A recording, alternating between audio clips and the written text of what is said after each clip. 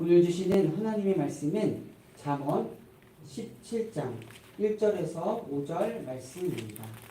구약성경 929쪽에 있습니다.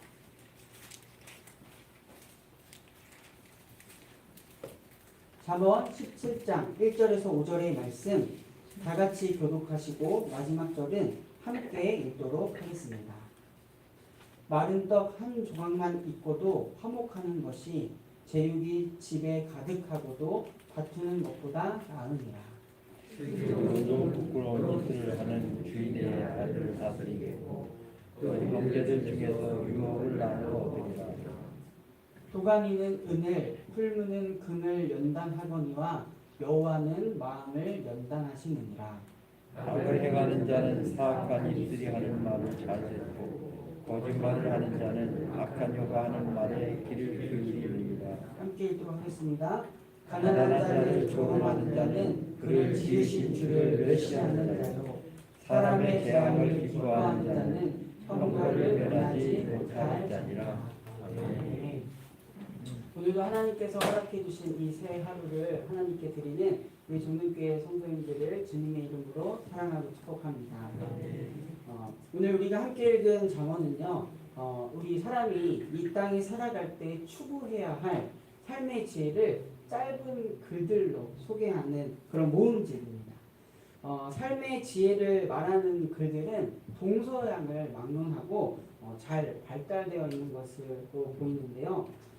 그러나 잠언이 제시하는 지혜는 단순히 세상을 살아가는 일종의 처세술과는 그 내용이 사뭇 다릅니다.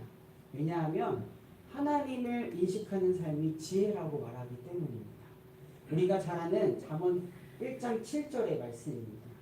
주님을 경외하는 것이 지식의 근본이거늘 어리석은 사람은 지혜와 훈계를 멸시합니다. 아멘. 지혜를 주제로 가르치면서도 참된 지혜는 여호와를 경외하는 것에서부터 비롯됨을 분명하게 인식시킵니다. 이렇게 잠언은 여호와 하나님 앞에 세상을 바르게 살아가는 지혜를 가르치고 또한 훈계하는데 그 목적이 있습니다. 오늘 우리가 함께 읽은 본문은 총 5절인데요. 이 구절을 통해서도 어떠한 삶의 모습, 어떠한 삶의 기준이 하나님 앞에서 지혜로운 자인지를 가르쳐 주고 있습니다. 이 말씀을 그저 읽고 고개만 끄덕이는 것이 아니라 우리의 마음과 또한 우리의 삶의 실천으로 동의하는 이 시간이 되기를 바랍니다.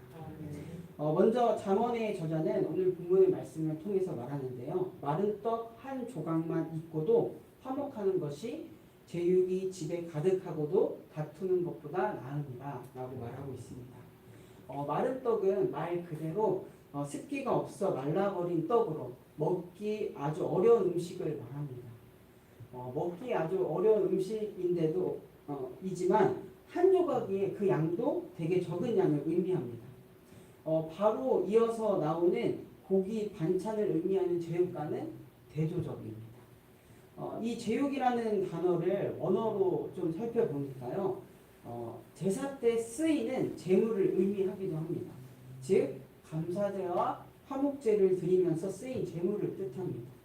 겉으로는 하나님에 대한 의무를 다하고 또 제물이 집안에 가득하여 풍요로운 가운데 있어도 구성원 사이에 다툼이 있다면 마른 떡 한 조각이라도 그렇게 초라하고 작은 음식의 양이라도 그것에 감사하며 화목한 것보다 못하다라고 말하는 것입니다. 가정 안에서 이런 내적인 화목이 외적으로 보이는 부유함보다 더 낫다라고 가르쳐주고 있는 것입니다. 저는 이 가정의 화목을 위해서는요, 무엇보다 그 가정을 이루는 개인이 스스로 만족하는 마음, 자족하는 마음이 꼭 있어야 한다라고 생각을 합니다. 그리고 우리 믿는 자들에게는 스스로 만족하는 법인 이 자족이요, 빌립보서의 바울의 고백처럼 예수님을 통해서 이루어진다라는 것을 알아야 하겠습니다. 빌립보서 4장 11절에서 13절의 말씀을 제가 세 번의 성경으로 읽어드리겠습니다. 내가 궁핍해서 이렇게 말하는 것이 아닙니다. 나는 어떠한 처지에서도 스스로 만족하는 법을 배웠습니다. 나는 비천하게 살 줄도 알고 풍족하게 살 줄도 압니다. 배부르거나 굶주리거나 풍족하거나 궁핍하거나 그 어떤 경우에도 적응할 수 있는 비결을 배웠습니다. 나에게 능력 주시는 분 안에서 나는 모든 것을 할 수 있습니다. 네. 우리 사랑하는 정릉교회 성도님들, 먼저 우리 자신이 예수님을 통하여 하나님과 화목하여서요, 어떠한 상황에 있든지 자족할 수 있는 믿음이 있기를 간절히 바랍니다. 그럴 때 마른 떡 한 조각이라도 화목할 수 있는 구성원의 공동체의 구성원이 또한 하나님 나라의 백성이 될 줄로 믿습니다. 이어서 본문은 다음과 같이 말합니다. 슬기로운 종은 부끄러운 짓을 하는 주인의 아들을 다스리겠고 또 형제들 중에서 유업을 나누어 얻으리라. 이번에는 슬기로운 종과 부끄러운 짓을 하는 아들을 대조적으로 이야기하고 있습니다. 일반적으로 생각할 때 아들은 종보다 훨씬 높은 지위에 있으며 종은 아들과 달리 유산을 받을 수가 없다라고 생각합니다. 아들이 유산을 받는 게 당연하다라고 생각하지요. 그러나 주인의 아들이라도 그를 통하여 가업과 유산을 지킬 수 없다라고 판단된다면 종에게라도 넘길 수 있다라고 말해주고 있죠.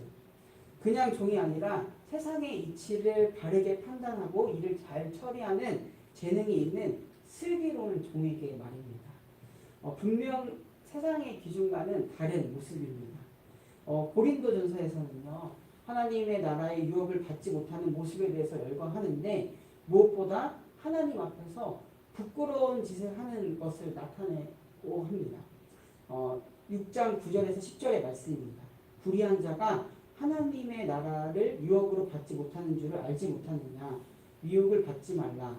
음행하는 자나 우상 숭배하는 자나 간음하는 자나 탐색하는 자나 남색하는 자나 도적이나 탐욕을 부리는 자나 술 취한 자나 모욕하는 자나 속여 빼앗는 자들은 하나님 나라의 유업을 받지 못하리라. 아멘. 이렇게 혈과 육을 내세우는 사람은 하나님의 나라의 유업을 받지 못한다라고 이야기하면서요, 고린도전서 15장에서는 이렇게 이야기합니다. 우리가 흙에 속한 자의 형상을 입은 것 같이 또한 하늘에 속한 이의 형상을 입으라라고 말이죠. 오늘 본문 잠언의 슬기로운 모습을요, 고린도전서에 찾자면 아마 하늘에 속한 이의 형상을 입는 것이 아닐까라고 생각을 합니다. 어떠한 위치에 있더라도 하나님 앞에 슬기로운 모습으로 살아간다면, 어떠한 위치에 있더라도 하늘에 속한 이의 형상을 입고 살아간다면 우리는 하나님의 나라의 유업을 받을 자가 될 것입니다.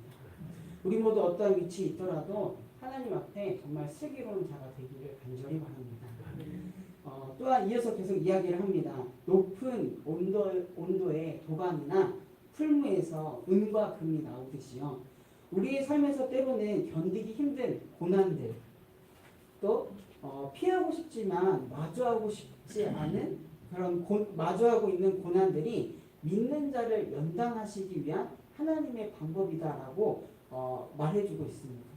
그럴 때 그 연단을 잘 견뎌낼 때 은과 금보다 더 귀한 믿음의 사람이 우리는 될 것입니다.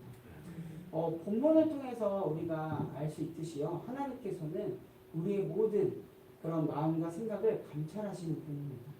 우리가 하나님을 속일 수 있다라고 생각한다라면 그것은 착각이요 교만입니다. 우리는 하나님을 속일 수 없습니다. 누군가가 우리의 속마음을 다 안다면, 그리고 그 사람과 함께 살아간다면 얼마나 불편할까요? 우리의 마음속 전부를 다 아시는 주님을 믿는다면 솔직히 불편하고 힘들 것입니다. 그러나 그러한 불편함이 우리를 보다 하나님의 사람으로 다듬어 주시는 하나님의 손길인 줄 우리가 신뢰하며 살아가기를 소망합니다. 그럴 때 우리는 다른 사람 앞에서 내 자신을 평가하기보다 하나님 앞에서 살아가는 믿음이 우리에게 주어질 것입니다. 그것이 진짜 믿음이요, 하나님 앞에서 지혜롭게 살아가는 방법이다라고 잠언은 이야기해주고 있습니다. 다음으로는요, 악과 거짓이 만연한 세상에서 우리 인간의 죄된 본성은 악과 거짓에 더 눈이 가고 귀를 기울이게 됩니다.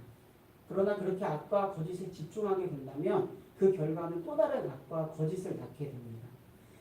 그러나 악과 거짓이 만연한 세상이기에 그 세상을 구원하러 오신 분 예수 그리스도를 믿는다면 악과 거짓 속에서도 우리를 찾아와 주시고 우리와 함께 하시고 우리 안에 계시는 주님을 믿는다면 그 주님께 우리를 집중한다면 우리를 통해서 정말 하나님의 공의와 진실하신 사랑이 전해질 줄 믿습니다.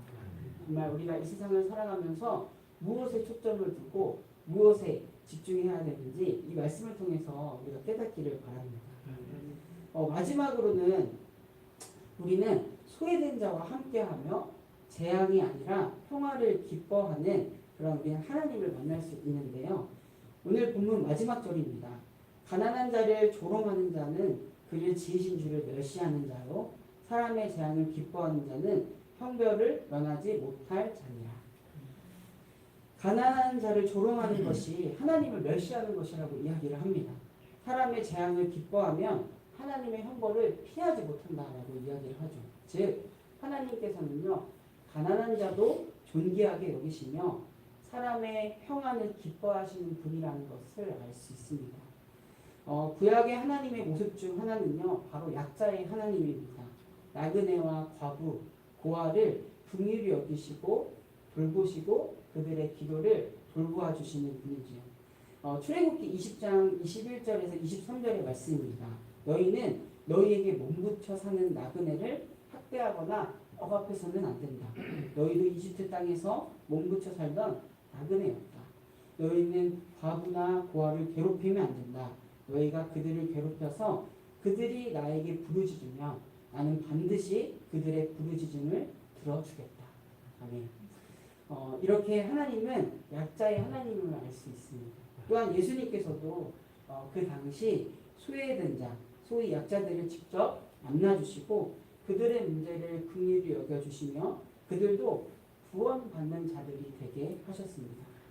우리가 있는 곳에서부터 하나님께서 마음을 쓰셨던 것처럼 예수님이 그렇게 사셨던 것처럼 가난하고 소외된 자들을 품는 품 먼저 내미는 손길이 되기를 소망합니다.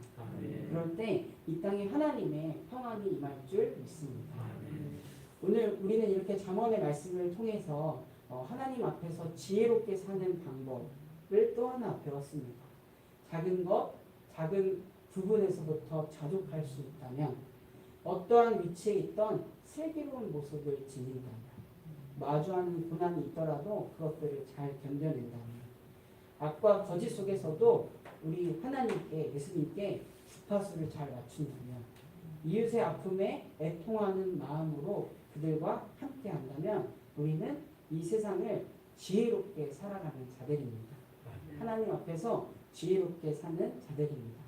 그런 지혜로운 자들 이 시간 우리 모두가 되기를 간절하게 바랍니다. 제가 기도하고 말씀 마치도록 하겠습니다. 사랑하는 주님, 오늘도 우리에게 새로운 하루를 허락해 주신 은혜에 감사드립니다. 또한 하루를 살아가더라도 하나님의 백성, 하나님의 자녀로 살아가게 하심에 감사드립니다. 이 땅에서 우리의 삶이 세상의 기준이 아닌 하나님의 말씀이 기준이 되는 삶이 되길, 타인의 시선이 아닌 하나님께 우리의 마음을 두고 살아가는 지혜로운 자가 되길 간절히 바랍니다. 하나님 옆에서 살아가는 우리임을 잊지 않게 하소서. 나라와 민족 세계를 위하여 중보합니다. 여전히 곳곳에 우리의 탐욕과 반복으로 인하여 혼란과 불안, 두려움에 있는 이들이 있습니다. 우리의 어리석음을 깨닫고 다시금 하나님 앞에 지혜로운 자로 살아가게 하소서. 주님의 샬롬을 온 우리에 허락하여 주시옵소서. 또한 이 시간 몸과 마음 영혼이 아픈 환우들을 위하여 중보합니다. 환우들에게 하나님의 치유와 회복의 은혜가 있기를 간절히 원합니다. 병으로 인하여 지치지 않도록 그 영혼들을 어루만져 주시고 하나님의 역사하심을 경험하게 하소서. 함께하는 가정 또한 기억하여 주시옵소서. 수험생들을 위하여 기도합니다. 수험생 한 명 한 명이 지혜의 근본 되시는 하나님을 의지하게 하시고 그들의 미래가 하나님의 손안에 있음을 알게 하시며 하나님이 허락해 주시는 꿈이 비전을 품게 하소서. 오늘은 화요 중보 기도회가 있는 날입니다. 기도를 통하여 온 누리를 다스리시는 하나님의 섭리를 알게 하시고 기도를 통하여 이웃을 사랑하시는 하나님의 말씀에 순종하는 시간이 되게 하여 주시옵소서. 하나님의 마음을 담는 중보의 시간이 되게 하여 주시옵소서. 이 시간 각자의 기도의 제목을 가지고 하나님께 나아갑니다. 우리의 기도를 들으시는 주님을 신뢰하며 하나님께 하나하나 아뢰는 이 시간이 되게 하소서. 우리의 열심과 최선에 앞서 하나님께 기도로 우리 자신을 드리는 이 시간이 되게 하여 주시옵소서. 이 모든 말씀 지금도 우리와 함께 하시는 우리 구주 예수 그리스도의 이름으로 간절히 기도드립니다. 아멘. 하늘에 계신